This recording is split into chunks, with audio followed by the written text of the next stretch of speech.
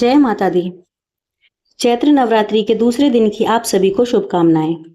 आज दूसरे दिन माता ब्रह्मचारिणी की पूजा आराधना की जाती है। माता ब्रह्मचारिणी का यह स्वरूप भक्त को अपनी आध्यात्मिक साधना में प्रगति करने की प्रेरणा देता है। तो चलिए आज चैत्र नवरात्रि के दूसरे दिन माता ब्रह्मचारिणी की पौराणिक कथा का श्रवण करते हैं। माता के नाम से ही विधि हो रहा है कि ब्रह्म का अर्थ है तपस्या और चारणी यानी जो आचरण करने वाली स्त्री है। देवी दुर्गा का यह दूसरा स्वरूप तपस्या के पवित्र आचरण को दर्शाता है, जो कि हम सभी मनुष्यों के लिए अत्यंत आवश्यक है। माता ब्रह्मचारिणी श्वेत रंग के वस्त्र धारण करती हैं। उनके दाएं हाथ में जपमाला और बाएं हाथ में कमंडलू सुशोभित रहता है। वे भले ही श्वेत रंग के वस्त्र धारण करती हैं, लेकिन उनका प्रिय रंग है लाल, जो कि शुभता, दिव्यता और मंगलता प्रदान करता है।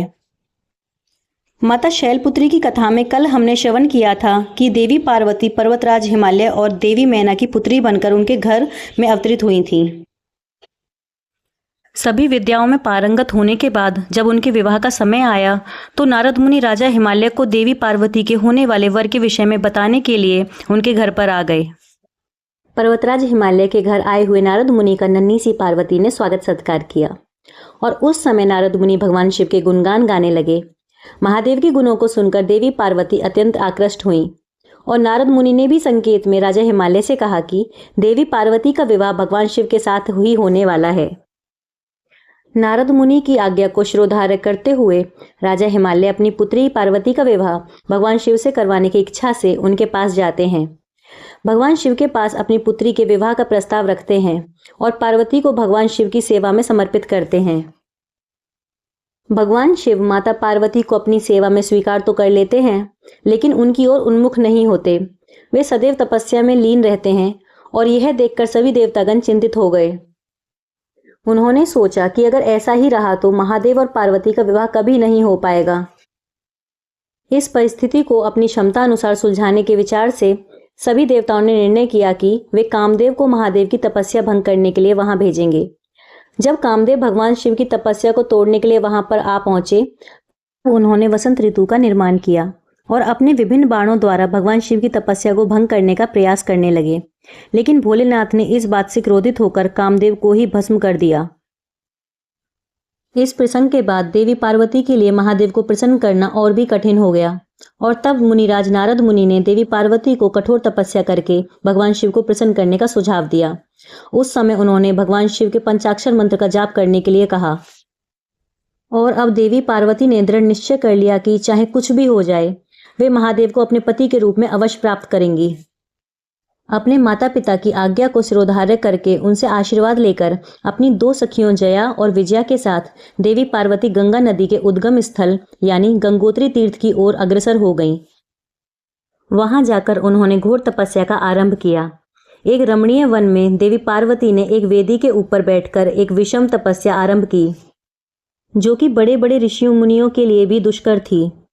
ग्रीष्म ऋतु में वे अग्नि का गोला बनाकर दिन रात उसके बीच में बैठकर पंचाक्षर मंत्र का जप करती। वर्षा ऋतु में देवी पार्वती किसी चट्टान पर बैठकर मूसलाधार वर्षा में भीगती हुई पंचाक्षर मंत्र का जप करती और शीतकाल में निराकार रहते हुए अत्यंत ठंडे पानी में खड़े रहकर किसी बर्फीली चट्टान पर बैठकर तपस्या करती रहती। इस प्रकार उन्होंने प्रचंड आंधी, कड़ाकेदार सर्दी, मूसलाधार बारिश, भीषण गर्मी का भी सामना किया, लेकिन उनका मनोबल थोड़ा सा भी नहीं डगमगाया। कभी वे फलाहार करती तो कभी वे पत्तों का ही सेवन करती। अपनी तपस्या को और कठिन बनाते हुए उन्होंने पत्तों का सेवन करना भी छोड़ दिया और इसलिए उनका एक नाम पड़ा अर्पणा। इस प्रकार दुष्कर तपस्या करते हुए 3000 वर्ष बीत गए। उनके इस निष्ठावान और अकल्पनीय तपस्या करने के कारण उनका नाम ब्रह्मचारिणी पड़ा। और आज चैत्र नवरात्रि के दूसरे दिन माता पार्वती के इसी स्वरूप यानी कि मां ब्रह्मचारिणी की पूजा आराधना की जाती है। माता ब्रह्मचारिणी को वटवृक्ष यानी बरगद के पेड़ का पुष्प अत्यंत प्रिय है। वह आप उन्हें आज के दिन अर्पित कर सकते हैं। उनकी पूजा अर्चना में गुड़हल या फिर लाल रंग के पुष्पों का ही प्रयोग करना चाहिए। उन्हें भोग लगाने के लिए सफेद रंग के खाद्य पदार्थ अर्पित किए जा सकते हैं। इस प्रकार देवी की उपासना करते हुए उनसे अपने परिवार की सुख समृद्धि और स्वास्थ्य की कामना कर सकते हैं और उसके साथ साथ अपने आध्यात्मिक जीवन में आगे बढ़ने के लिए उनके जैसा दृढ़ निश्चय हमें प्राप्त हो, ऐसी प्रार्थना कर सकते हैं। दिव्य ब्रह्मचारिणी का एक दिव्य मंदिर काशी में गंगा जी के किनारे बालाजी घाट पर स्थित है। नवरात्रि के दूसरे दिन देश भर के श्रद्धालु इस मंदिर में आते हैं और माता ब्रह्मचारिणी का दर्शन करके अपने जीवन को धन्य बनाते हैं। ऐसा माना जाता है कि जो भी देवी के इस स्वरूप की आराधना करते हैं उन्हें साक्षात परब्रह्म की प्राप्ति होती है। उनके दर्शन मात्र से श्रद्धालु को यश और कीर्ति की प्राप्ति होती है। माता ब्रह्मचारिणी एक साधक को अपनी साधना में आगे बढ़ने की शक्ति प्रदान करती हैं और इसलिए जो भी भक्त अपनी आध्यात्मिक साधना में अग्रसर होना चाहते हैं उन्हें चैत्र नवरात्रि के आज के दूसरे दिन माता ब्रह्मचारिणी की विशेष पूजा आराधना करनी चाहिए और उनसे अपनी आध्यात्मिक साधना में दृढ़ निश्चय के साथ आगे बढ़ने की प्रार्थना करनी चाहिए। तो यह थी आज के चैत्र नवरात्रि के दूसरे दिन की संपूर्ण कथा। अगर आपको आज की कथा अच्छी लगी हो तो वीडियो को लाइक अवश्य कीजिए। तो चलिए आज चैत्र नवरात्रि के दूसरे दिन माता ब्रह्मचारिणी से यही प्रार्थना करते हैं कि वे हमारे इस भौतिक संसार की सुख समृद्धि और स्वास्थ्य की रक्षा करते हुए हम अपने आध्यात्मिक जीवन में प्रगति कर पाएं। जय माता दी।